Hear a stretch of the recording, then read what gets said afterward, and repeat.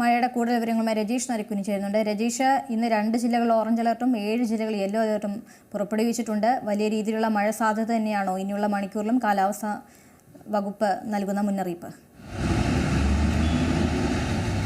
തീർച്ചയായും ഇനിയും ദിവസങ്ങളിൽ ഇന്ന് മാത്രമല്ല വരും ദിവസങ്ങളിലും ശക്തമായ മഴയ്ക്ക് സാധ്യതയുണ്ടെന്ന മുന്നറിയിപ്പാണ് കേന്ദ്ര കാലാവസ്ഥാ വകുപ്പ് നൽകിയിരിക്കുന്ന മുന്നറിയിപ്പിൽ പറയുന്നത്. ഇന്ന് 2 ജില്ലകളിലാണ് ഓറഞ്ച് അലർട്ട് പ്രഖ്യാപിച്ചിരിക്കുന്നത്.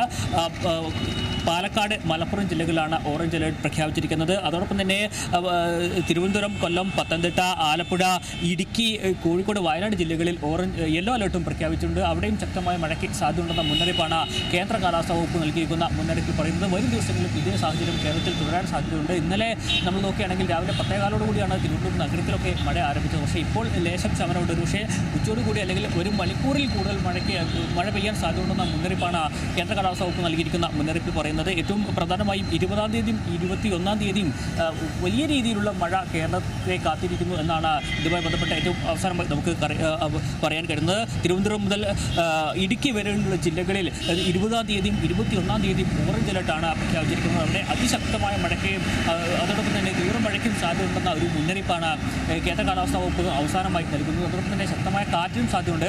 തെക്കൻ മേഖലയിലും വടക്കൻ മേഖലയിലും അടക്കം വലിയ രീതിയിലുള്ള മഴയ്ക്കും സാധ്യതയുണ്ട്. മറ്റ് ജില്ലകളിൽ അന്ന് 20-ാം തീയതിയും 21-ാം തീയതിയും കേരളത്തിലെ മൊത്തം ജില്ലകളിലും യെല്ലോ അലർട്ടും അതോടൊപ്പം തന്നെ ഓറഞ്ച് അലർട്ടും പ്രഖ്യാപിക്കുകയും ചെയ്തിട്ടുണ്ട്. വടക്കൻ കേരളത്തിലേക്ക് ഓറഞ്ച് അലർട്ട് അല്ലെങ്കിൽ തെക്കൻ കേരളത്തിലേക്ക് ഇടുക്കി വരെയുള്ള ജില്ലകളിലേക്ക് ഓറഞ്ച് അലർട്ടും അതോടൊപ്പം തന്നെ ഇടുക്കി മുതൽ കാസർഗോഡ് വരെയുള്ള ജില്ലകളിൽ യെല്ലോ അലർട്ടുമാണ് പ്രഖ്യാപിച്ചിരിക്കുന്നത്.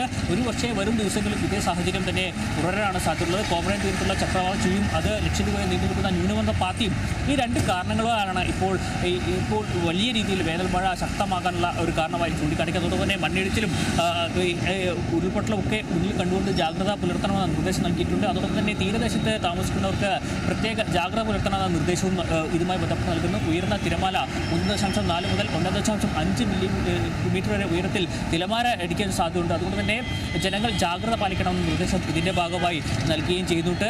അതോടൊപ്പം തന്നെ കടൽക്ഷോഭത്തിനും സാധ്യതയുള്ളതിനാൽ കേരള തീരത്ത് മത്സ്യബന്ധനം പൂർണ്ണമായും വിലക്ക് ഏർപ്പെടുത്തുന്നത് കൃത്യമായി തന്നെ മത്സ്യത്തൊഴിലാളികൾ പിന്തുടരുന്ന നിർദ്ദേശവും അധികൃതർ നൽകുകയും ചെയ്തിട്ടുണ്ട്. മഴക്കാലമായതിനാൽ ഈ ഡെങ്കിപ്പനി അടക്കം പടർന്നു പിടിക്കാനുള്ള സാഹചര്യം മുന്നിൽ കണ്ടുകൊണ്ട് ആരോഗ്യപരമായ മുൻകരുതലും ഇതുമായി ബന്ധപ്പെട്ട് സ്വീകരിക്കണമെന്ന് ആരോഗ്യവകുപ്പും നൽകിയിട്ടുണ്ട്. പക്ഷേ വരും ദിവസങ്ങളിലും ഏറെ ശ്രദ്ധ പുലർത്തേണ്ട ഒരു കാലഘട്ടത്തിൽ കൂടിയായിരിക്കും നമ്മൾ കടന്നുകൊണ്ട്. കാരണം ഇപ്പോൾ വേനൽ മഴ ഇത് കഴിയുമ്പോൾ മഴക്കാലത്തേക്ക് കടക്കുമ്പോൾ കൂടുതൽ കരുതൽ ആരോഗ്യപരമായും അതോടൊപ്പം തന്നെ മറ്റ് നാശനഷ്ടങ്ങൾ ഉണ്ടാക്കാനുള്ള മുൻകരുതലും നമ്മൾ ഇപ്പോഴേ സ്വീകരിക്കേണ്ടത് അത്യാവശ്യമാണ്. ഇതാ രജീഷ്, അതുപോലെ തന്നെ ഇന്നലെ പല ജില്ലകളിലെ മലയോര മേഖലകളിലൊക്കെ വലിയ രീതിയിലുള്ള മഴയുണ്ടായിരുന്നു. ഇന്നത്തെ ഒരു സാഹചര്യം എങ്ങനെയാണ്? എന്താണ് കാലാവസ്ഥാ വകുപ്പ് പറയുന്നത്? ഇന്നും മലയോര മേഖലകളിൽ മഴയ്ക്കുള്ള സാധ്യതയുണ്ടോ?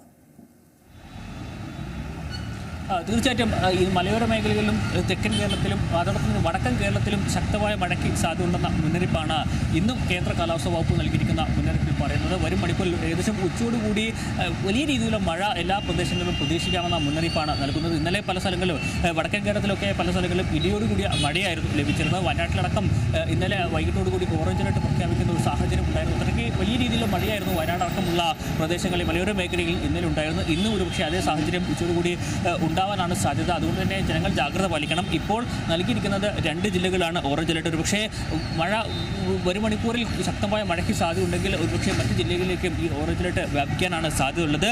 എന്തായാലും എല്ലാ മേഖലകളിലും കേരളം വ്യാപകമായി ശക്തമായ മഴയ്ക്ക് സാധ്യതയുണ്ടെന്ന മുന്നറിയിപ്പും അതോടൊപ്പം തന്നെ ശക്തമായ കാറ്റിനും സാധ്യതയുണ്ടെന്ന മുന്നറിയിപ്പുമാണ് കേന്ദ്ര കാലാവസ്ഥാ വകുപ്പ് നൽകിയിരിക്കുന്ന മുന്നറിയിപ്പിൽ പറയുന്നത്.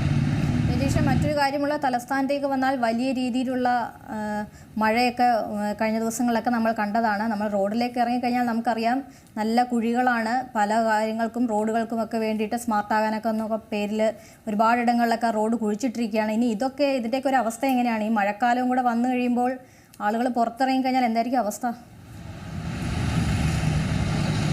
അത് ഏറ്റവും വലിയ ഒരു അപകടം എന്ന് തന്നെ നമ്മൾ പറയേണ്ടി വരും. കാരണം ഇപ്പോൾ പണി ആരംഭിച്ച പല സ്ഥലങ്ങളിലും ഇതുവരെ റോഡ് പണി പൂർണ്ണ രീതിയിൽ പൂർത്തിയാക്കാൻ കഴിഞ്ഞില്ല. ഏറെക്കുറെ കിടക്കുന്നു. അതോടൊപ്പം തന്നെ റോഡ് പടി കുഴിച്ചിട്ട് ആ പടി പകുതി നിർത്തിയ അവസ്ഥയിൽ തന്നെയാണ് പല സ്ഥലങ്ങളുമുള്ളത്. പ്രത്യേകിച്ച് ജനറൽ ആശുപത്രിയിൽ നിന്ന് മഞ്ചൂരിലേക്ക് പോകുന്ന റോഡ്, അതോടൊപ്പം തന്നെ വഴുതക്കാട് പല ഭാഗങ്ങളിലൊക്കെ അതേ സാഹചര്യം തന്നെ തുടരുകയാണ്. ഈ മഴക്കാലത്തിന് മുമ്പ് ഈ പണി വേഗത്തിൽ പൂർത്തിയാക്കണമെന്നാണ് ജനങ്ങളുടെ അവിടെ താമസിക്കുന്ന ആളുകളുടെയും യാത്ര ചെയ്യുന്ന ആളുകളുടെയും ഒക്കെ ആവശ്യം. കാരണം മഴക്കാലമായാൽ ഒരു പക്ഷേ ഇനിയുള്ള ദിവസങ്ങളിലെ യാത്ര വളരെ ദുരിതമാകാനാണ് സാധ്യതയുള്ളത്.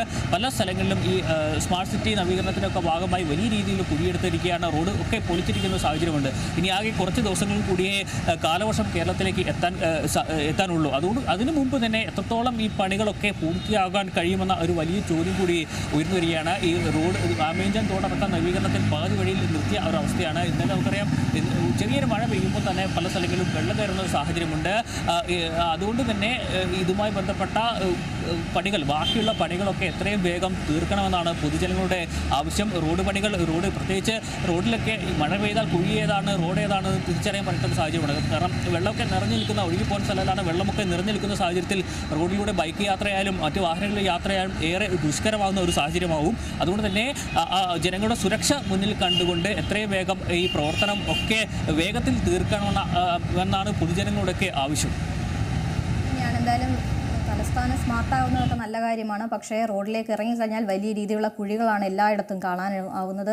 ഇനി മഴക്കാലവും കൂടി വന്നു കഴിയുമ്പോൾ റോഡ് ഏതാ കുഴി ഏതാന്നുള്ളത് കാര്യങ്ങൾ പോലും നമുക്കറിയാതെ വരും. വലിയ രീതിയിൽ കനത്ത മഴ തന്നെയാണ് ഇനി വരും ദിവസങ്ങളിലും കാലാവസ്ഥാ മുന്നറിയിപ്പ് നൽകുന്നത്.